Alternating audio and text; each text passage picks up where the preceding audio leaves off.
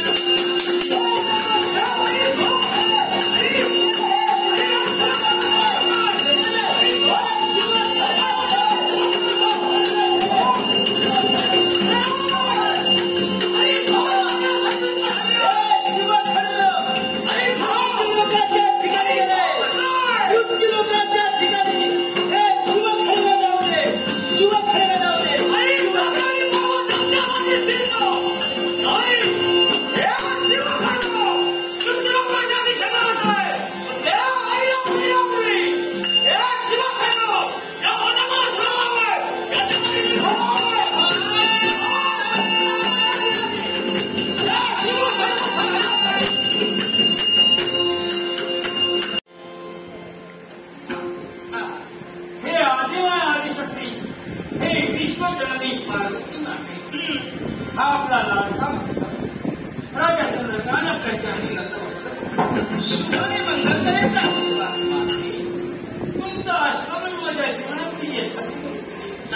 आशीर्वाद